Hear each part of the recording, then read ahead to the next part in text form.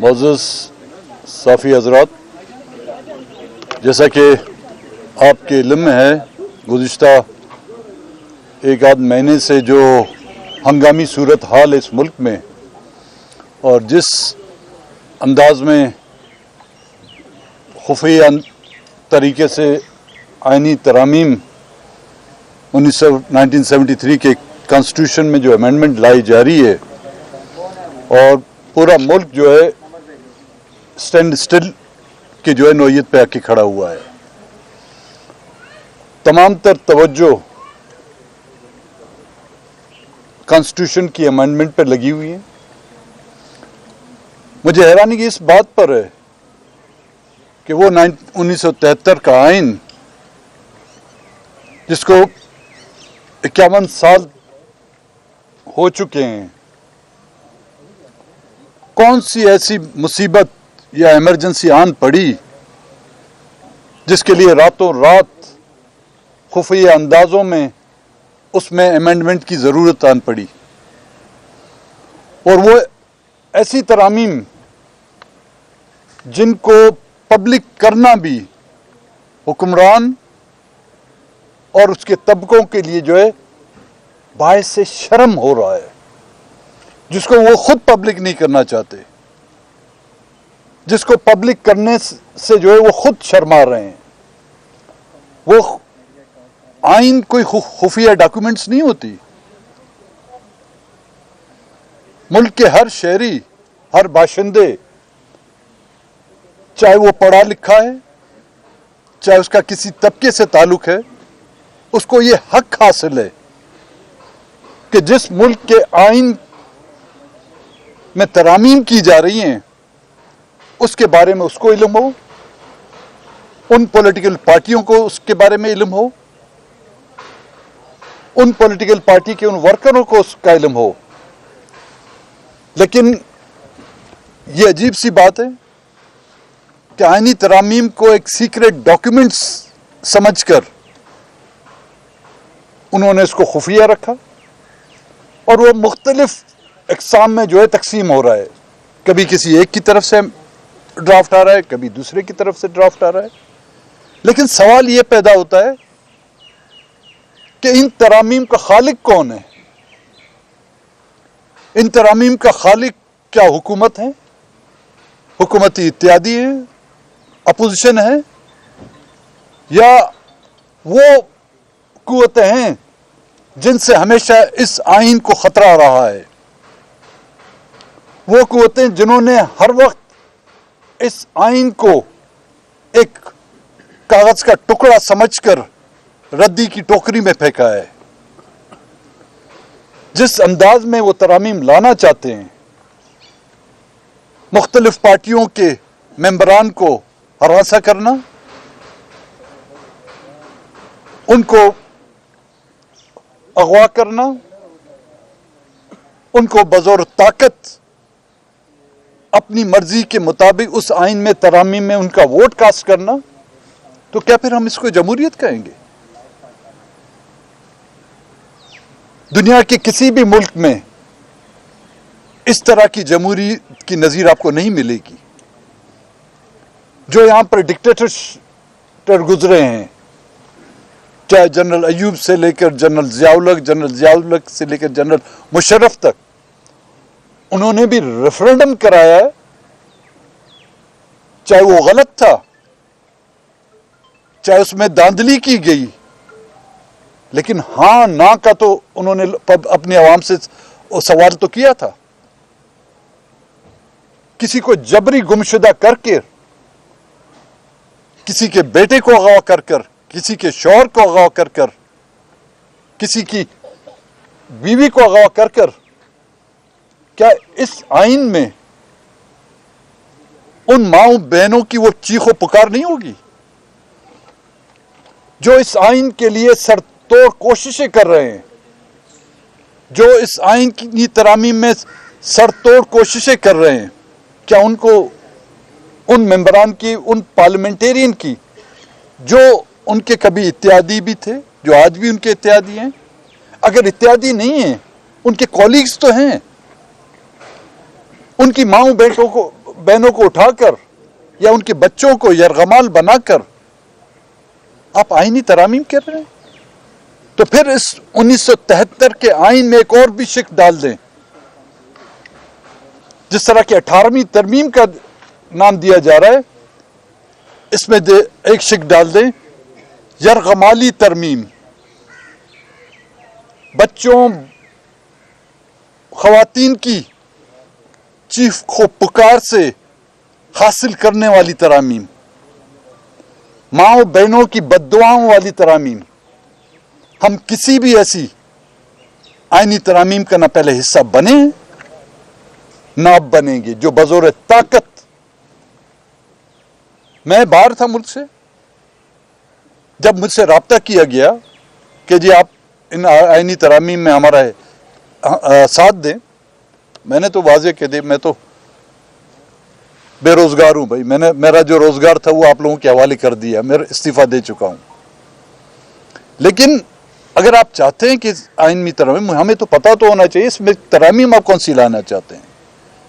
जो ड्राफ्ट ना prime minister मुझे भेज सका, ना ही डिप्टी प्राइम मिनिस्टर भेज सका, और उन्हीं मुज़ाकरात के दौरान हमारे सेनेट के जो 2 मेंबरान हैं उन पर दबाव डाला जा रहा था। उनके बच्चों को फोन करके या उनको फोन करके धमकाया जा रहा था। उनके जो कारोबार हैं उनको बंद करने की कोशिश की गई।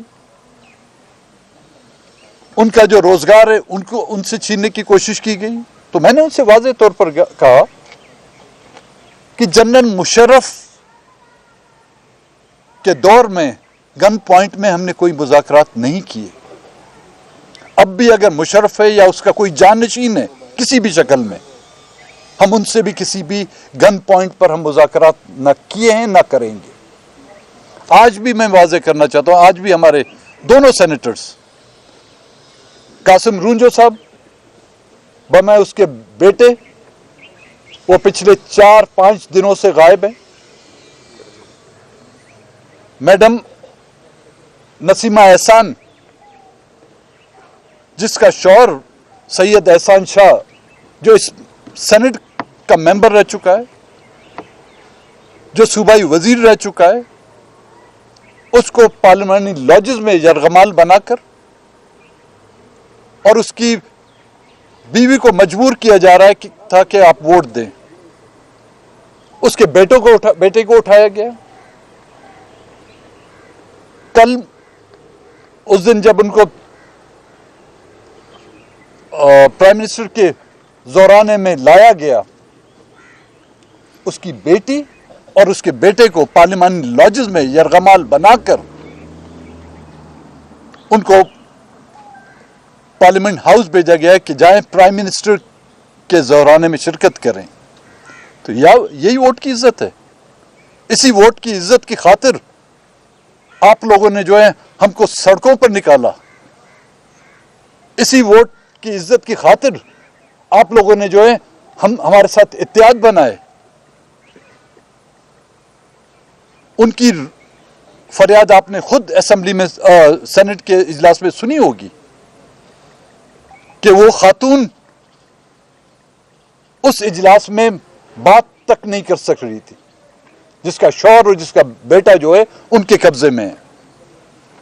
हम तो इन हुकूमत से ये मुतालबा कर रहे थे कि बलूचिस्तान से जो मिसिंग पर्सन है उनको बाजियाब किया जाए, लेकिन यहां पर जो हमारे नुमाइंदगान हैं वो गायब किए जा रहे हैं, वो अगवा किए जा रहे हैं। तो आज हुकूमत के इस इकदाम से पिछले महीने जो मैंने सितंबर की 3 तारीख को जो मैंने यहां पर इस्तीफा दिया था, उस बात को उन्होंने खुद इंडोर्स किया है कि इस मुल्क के पार्लियामेंट में बैठे हुए, चाहे वो कोई भी हो, चाहे वो सेनेट का मेंबर हो, चाहे सूबाई असेंबली का मेंबर हो, चाहे कौमी असेंबली का मेंबर हो, उसकी कोई हैसियत नहीं। और मेरे ख्याल में अब सबके लिए ये वक्त आ गया है कि वही रास्ता इख्तियार करें जो मैंने 3 सितंबर 2024 को इख्तियार किया था। अब भी मैंने मौलाना साहब से भी अर्ज किया, बिलावल साहब भी यहां पर आए थे, कि हम किसी भी मुज़ाकरात का हिस्सा नहीं बनेंगे कि हमें कौन सी आईनी तरामीम चाहिए, उसमें हमें अगर उस आईनी तरामीम में अगर हमें जन्नत का भी रास्ता दिखाया जाए तो हम उस आईन का हिस्सा नहीं, तरामीम का हिस्सा नहीं बनेंगे जब तक कि हमारे लोग, हमारे मेंबरान वापस नहीं आते। फिर बैठ के हम बात करेंगे उनसे, फिर हम ये तय करेंगे कि आया उस आईनी तरामीम का हम हिस्सा बनते हैं नहीं बनते। क्योंकि बलूचिस्तान नेशनल पार्टी उस अपोजिशन इत्तेहाद का हिस्सा है जिसमें पीटीआई भी है, जिसमें पश्तूनख्वा भी है। हम उनसे भी मशवरा करेंगे कि आया उस आईनी तरामीम, पहले तो हम देखेंगे उस आईनी तरामीम है क्या हमारे लिए। वो इतना बड़ा 73 का आइन हमारे लिए कुछ ना कर सका, उसमें लाई गई चाहे 26 तरामीम हो, चाहे 100 के करीब तरामीम हो, वो हमारे लिए कौन सा फ़ायदेमंद हो सकती है, उसको फिर हम देख के वो फैसला करेंगे। लेकिन इस वक्त किसी भी मुज़ाकरात का हम हिस्सा नहीं बनेंगे। जो आपने फैसला किया कि आपने इस्तीफा दे दिया, तो पीटीआई ने भी इमरान खान ने तमाम इस्तीफे दे दिए थे, असम्बली से भी और सूबाई असम्बलियों से भी, उन लोगों ने सेटअप चला लिया था। तो क्या यही रास्ता है आपके ख्याल में कि मुल्क में जमहूरियत बहाल होगी? जमहूरियत है कहाँ जो बहाल होगी भाई, आप मुझे बताइए, ये जमहूरियत है?